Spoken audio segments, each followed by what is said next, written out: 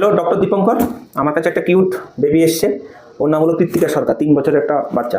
তো ওর মার একটা কমপ্লেন, মা ঠাকুমার, যে গত 1 সপ্তাহ ধরে নাকি বাচ্চা কিছুই খাচ্ছে না, এটাই তো কমপ্লেন।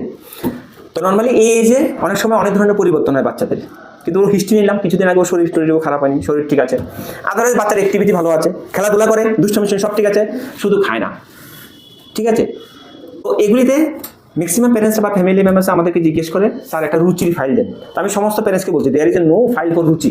রুচির জন্য কোনো ধরনের মেডিসিন নেই। ঠিক আছে ঠাকুমা, রুচির কোনো মেডিসিন হয় না। আপনি যদি দেখুন যে বাচ্চার দুষ্টমি ঠিক আছে, অ্যাক্টিভিটি ভালো আছে, দৌড়াদৌড়ি ছোটাছুটি করছে, তাহলে খাওয়া নিয়ে কোনো টেনশন করবেন না, কারণ এই সময় বাচ্চাদের গ্রোথ সেরকম হয় না। যেহেতু গ্রোথ সেরকম হয় না, ওদের ক্যালোরি ডিমান্ড, শরীরের ডিমান্ড হয় না, সেই জন্য খাওয়ার চাহিদা কম থাকে। তো বাচ্চা ম্যাক্সিমাম ক্ষেত্রে কী হয়, ওকে যে খাওয়া দিচ্ছেন, আপনি বাড়ি খাওয়াই দিচ্ছেন, নর্মাল খাওয়া দাওয়া বাড়িতে আপনারা যা খান সেম খাওয়াই দিচ্ছেন। তো 1-2 গ্লাস 3 গ্লাস দেওয়ার পর ও যদি না খেতে চায়, তাহলে ওকে নিয়ে কোনো খাওয়া নিয়ে কোনো জোর জবরদস্তি করবেন না। এটাকে বলে ফোর্সফুল ফিডিং করলে বাচ্চা আরও খেতে চাইবে না, ভয় পাবে। ঠিক আছে, তো ফোর্সফুল ফিডিং একদম নয়, তখন খাওয়ার প্লেটটা রেখে দেবেন। কারণ এই ক্ষেত্রে আবার অনেক প্যারেন্টসরা ভুল করে, কি করে, কিচ্ছু খায় না, দুধ খাইয়ে দেয়। আপনি দুধ খাওয়ান ওকে? দুধ খাওয়ান না। ওকে, তো কিছুক্ষণ পরে যখন বাচ্চা আবার খিদের জন্য আবার আসবে, তখন সেম প্লেট থেকে যাই খায়, 1 চামচ 2 চামচ 3 চামচ এইভাবেই খাওয়াবেন। তো ফ্রিকোয়েন্সি অফ ফিডিং মানে খাওয়ার যে ফ্রিকোয়েন্সিটা, এটা বাচ্চার ডিমান্ড অনুসারে দেবেন। আমরা যেমন বড়রা 2 বেলা বা 3 বেলা খাই, বাচ্চাকে কিন্তু 2 বেলা 3 বেলা বসে খাওয়াতে পারবেন না, কারণ বাচ্চা একটু খেয়েই আর খেতে চাইবে না। তখন ও কিছুক্ষণ পর 2 ঘন্টা 3 ঘন্টা পরে যখন আবার খেতে লাগবে, সেম খাওয়াটা থেকে আবার সেমভাবে অফার করুন। আর এই সময় সবচেয়ে বেশি মা নিজের হাতে খাওয়াতে হবে। নিজের হাতে মানে ওকে খাওয়া বানিয়ে সামনে রেখে দেবেন।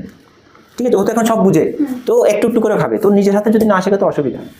ঠিক আছে, আর মা আমাকে জিজ্ঞেস করছিল একটা সুন্দর কোশ্চেন জিজ্ঞেস করে, স্যার ওকে হরলিক্স খাওয়াতে পারবো কিনা। তো আউট অফ 10-এর মধ্যে আমি 0 দেবো হরলিক্স। ঠিক আছে, তো নো হরলিক্স, নো বর্নভিটা, এগুলি কখনোই দেবেন না। সবসময় বাচ্চাকে দেওয়ার চেষ্টা করবেন বাড়ির নর্মাল খাওয়া, ন্যাচারাল খাওয়া। ঠিক আছে, বাইরের কোনো খাওয়া নয়। আর আপনি গরুর দুধ দিতে পারেন।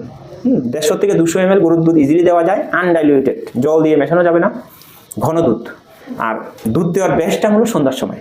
ম্যাক্সিমাম প্যারেন্টসরা কী করে, সকালবেলা খালি পেটে দুধ দিয়ে দেয়। তো খালি পেটে দুধ দিলে কী হয়, পেটের মধ্যে গ্যাসের সমস্যা, মানে পেট ব্যথা হবে, গ্যাস্ট্রাইটিস হবে, কনস্টিপেশনের চান্স থাকে।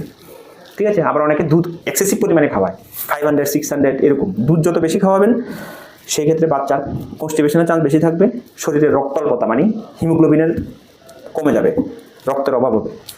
তো দুধ আপনি সন্ধ্যার সময় দেবেন। ঠিক আছে, আর ন্যাচারাল খাওয়া, বুঝতে পেরেছো তোমাকে আমি কি বললাম? সোয়াবিন দেবেন, পনির দেবেন, দই দেবেন, সব দেবেন, সব সবজি যত রকমের ভ্যারাইটি আছে, মাছ মাংস, ডিম রোজ দেবেন। ডিম দেননি? না, ডিম রোজ দেবেন।